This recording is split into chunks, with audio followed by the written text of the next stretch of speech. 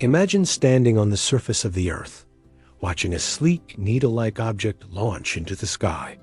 Within seconds, it's soaring higher than commercial planes, faster than the speed of sound, vanishing from sight. Minutes later, somewhere across the globe, a flash lights up the horizon. This is the story of the most formidable weapons ever created by humankind, ballistic and hypersonic missiles. Let's begin with ballistic missiles. These are often considered the giants of missile technology. Developed during the Cold War, they are built to fly into space and fall back down, like a deadly version of a stone thrown in an arc. They follow a ballistic trajectory, hence the name. Once launched, the missile coasts through space, unpowered, relying on gravity and momentum to reach its target. But what makes a ballistic missile so terrifying? First, the scale. Ballistic missiles come in various ranges, from short-range tactical weapons to intercontinental ballistic missiles, or ICBMs, capable of traveling over 10,000 kilometers. That's almost the distance between New York and Moscow. Some carry multiple nuclear warheads, each independently guided to different targets. These are called MIRVs, or multiple independently targetable reentry vehicles. Now, how do they work? A ballistic missile typically consists of 3 stages. Stage 1, the boost phase, uses powerful rocket engines to break free from Earth's atmosphere. This stage is when the missile is most vulnerable, as it's burning bright and climbing slowly. Stage 2, the mid-course phase, happens in space. Here, the missile coasts along, often above the Kármán line, outside the atmosphere.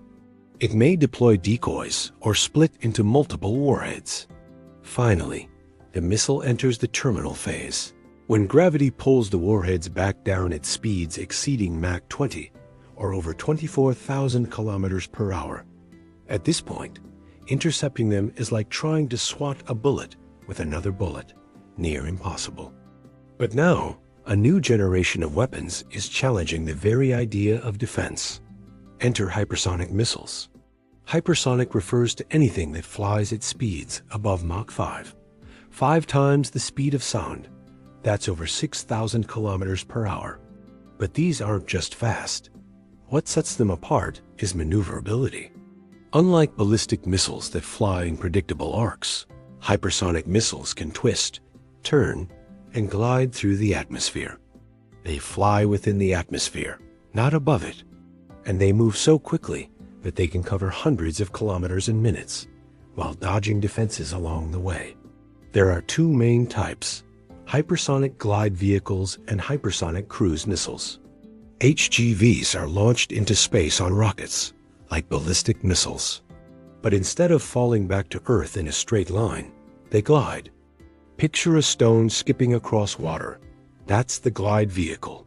It uses aerodynamic lift to steer and extend its range, flying at hypersonic speeds just above the atmosphere, zigzagging to avoid interception. Hypersonic cruise missiles, on the other hand, stay within the atmosphere from launch to impact. They are powered throughout their flight, usually by a scramjet engine, a type of air-breathing jet engine that only works at hypersonic speeds. These engines compress incoming air and ignite fuel in fractions of a second, allowing the missile to screen through the skies at Mach 6 or more. So what makes hypersonics so dangerous? Speed and unpredictability.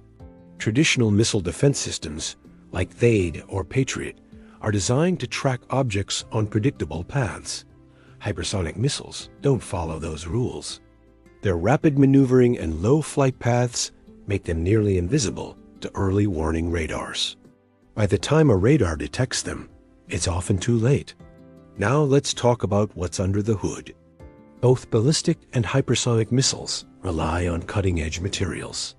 At such high speeds, friction with air generates immense heat, often over 10 degrees Celsius. That means these weapons need heat-resistant materials like carbon-carbon composites and ceramic ablatives to survive. Their guidance systems use inertial navigation, satellite positioning, and sometimes artificial intelligence to adapt mid-flight, So how do they compare?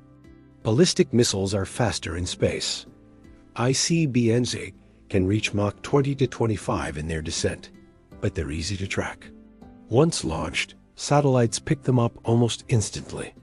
The launch trajectory tells defenders where they're going and when they'll arrive. That gives nations time, maybe 20 minutes, to respond.